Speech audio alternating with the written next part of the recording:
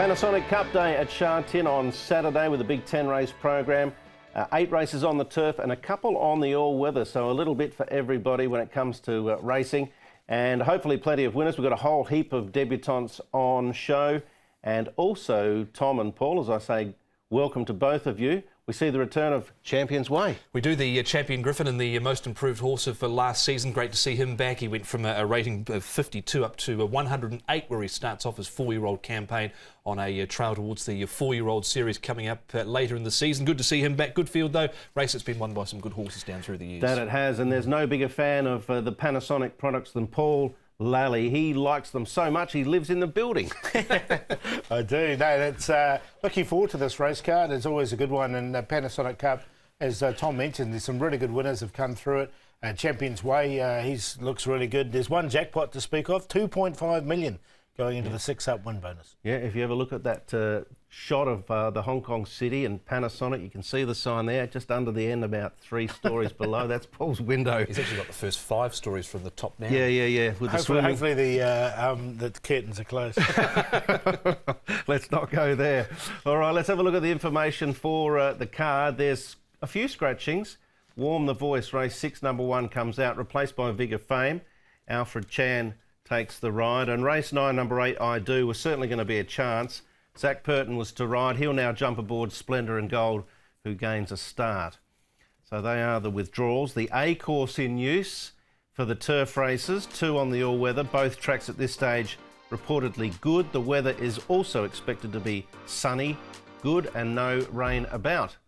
The Panashop Handicap is the first. It's a Class 4 over the 1200, and there are a lot of horses on debut here, 8 in total. We'll start with them, Touch of Faith and ISG, and then we go down to Apollo Warrior, King Dragon, Lucky Missile. These are all 3-year-olds, Simply the Best, Sky Darcy, United We Stand, Victory Mastery. Judy Star down the bottom, likely to possibly start favourite. This is a race only for 3-year-olds. PPGs or ISGs are restricted Class 4. Now the Chunfar information is pretty simple. Just one of these youngsters has been up at Chunfar, and it's Victory Mastery. How do we unfold the pace here? Tom, obviously a volatile situation probably. Yeah, it will be your best guesstimate, I think, here for Good to Slow. Goodview Clarico's shown a little bit of pace in his only start to date. There are 5 having their 4th or 4 or less starts in this race, and he's one of them. Polar Warrior, he's had some pace in his trials. As to his United We Stand, you've got Victory Mastery there as well, and Judy Star missed the start last time out. One of the backers, the one we're looking at here, Momentum Happy, goes really well in his track work. This will be his 4th start. His last start, he stepped up to 1400 metres and pulled more than the Russian tug-of-war team. So back to 1200 looks good for him. Goodview Clarico, he's under a good hold as he comes down. Keith Young aboard, as you mentioned. Cross noseband will go on him. So a little bit of a minor gear, well, a gear change there for this horse, but his track work's been good. And I thought we'd show Charge of the Light Brigade here, because we've got a couple in this, United We Stand, and also the other one, which is Simply the Best. So they're both running here. So all 3 of them having a good workout. All right, well, no doubt Jenny's report from the paddock will be crucial to how these youngsters are looking. But firstly, we're going to hear from a man who's very much in form, Paul O'Sullivan. Paul, Judy Star, what was your verdict on the first up run, all things considering missing the start and whatnot? Yeah, it was very difficult to make up ground that day, and the jock report, he said he picked up and quickened in the straight, but it was just too far off them. So, from a nice low gate, better start, we should get a better result. How's he trained on since? He's had a gallop on Thursday? Yeah, no, his work's been fine. He's only a young horse. He doesn't require a lot of work, so I expect him to be pretty competitive.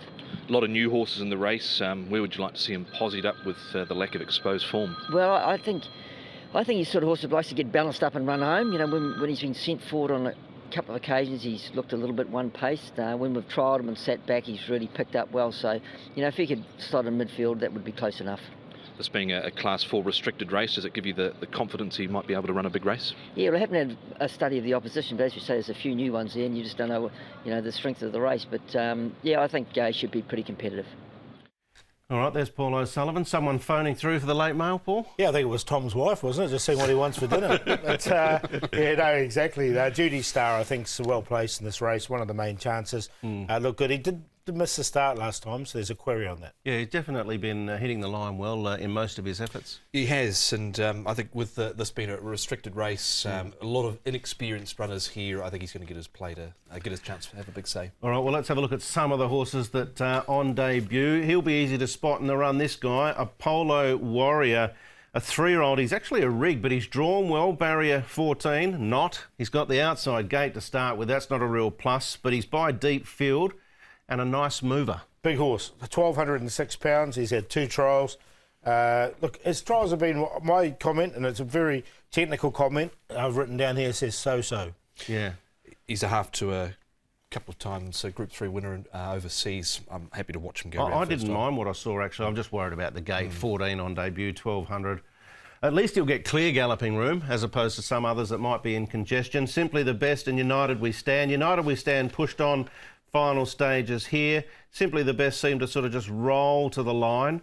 United We Stand's got the better of the draws. I didn't mind the way United We Stand went in this trial. You can see just being pushed a little bit, and Simply the Best made some nice ground over the concluding stages. He actually trialled in Australia as well, and he led in a trial all the way to win there. United We Stand as well had 4 trials in Australia. All right, and Berto Responsibly will ride for Casper Founds here on Sky Darcy, Paul. Yeah, now he's a half to a Brisbane Cup winner, Sky Darcy, so expect him to get better with distance. 11.26, well, the trial was okay though.